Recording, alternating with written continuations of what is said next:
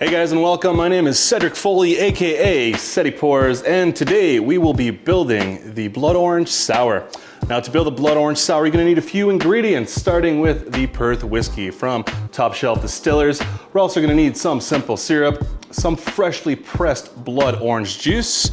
We're also going to need some lemon juice. We're going to need a little bit of orange bitters from Top Shelf as well, and some egg whites. So you will need some eggs. If you are vegan, don't be afraid to use a substitute. You can use some aquafaba, or you can just straight up omit the egg whites. That's totally up to you.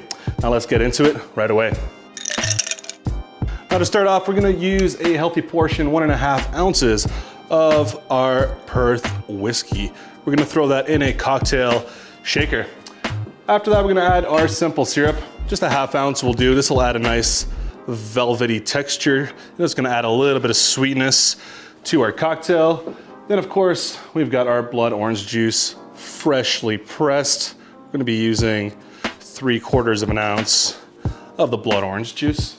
And we're going to add just a little bit of acidity, just because the blood orange isn't as acidic as lemon or lime juice. So we're just going to be using 1/4 ounce of lemon juice to add a little bit of brightness, a little bit of acidity, bringing it all together. And then of course, we're gonna get some depth of that orange, and we're gonna pull that out by using our Top Shelf orange bitters, 3 healthy dashes right in here. I'm gonna add some ice to my shaker tins. We're gonna give it a nice hard shake.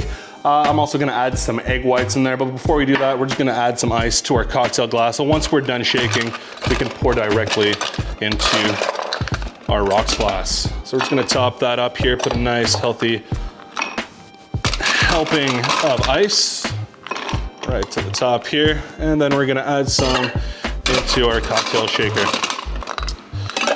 Now when you're gonna be cracking your egg, I recommend using a different tin that's empty. That way if you get any shells or if you get any yolk in there, you can easily discard that and you can start over, because it does happen quite often. Some of these eggs can be quite brittle.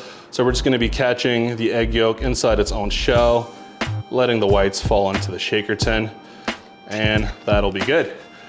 You can discard that, or if you're making some eggs benny the next morning, I recommend getting a little container, collecting your egg yolks, and obviously that'll make delicious eggs benedict the next day.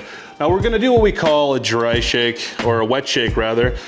So that's with ice. If you wanna get a really, really thick foam, I recommend starting with a dry shake, so giving it a hard shake without any ice, and then putting some ice in there and giving it a hard shake afterwards. I'm just gonna omit the dry shake just for simplicity's sake. It's not a necessity, but it does give you a nice volume on that foam. We're just gonna skip that today. So we're gonna give that a shake. Once your tin's nice and chilly on the outside, you're good to break that up. And we're just gonna strain that right into our ice here. You can double strain if you wish, but since it's served on the rocks, I don't feel the need to double strain because you're already gonna get that dilution from this ice. If you're gonna be serving this straight up in a coupe without ice, at that point I would recommend doing a double strain. We're just gonna pour that in here. Beautiful, beautiful color. Just like so. We're gonna let that foam kind of settle up slowly. While this is happening here, we're gonna start with our garnish. So you're gonna grab your blood orange. You're gonna give yourself a nice healthy peel. You wanna try to get the least amount of pith as you can, so that way you don't add any extra bitterness to your cocktail. And then you're gonna grab yourself a knife, found it, and we're just gonna carve out the edges just to give it a nice, clean, presentable look. Just like that. So now I got a nice garnish piece. I'm gonna throw a little zest on top here, get those oils out. We'll do a slit in the middle, just like that, so it opens up just like so. I'm gonna give it a little twist, and we're gonna just set that right on the rim. And of course, we're gonna add a little cherry as well, because everything's better with the cherry on top. And here we have it. We have our blood orange whiskey sour. Enjoy.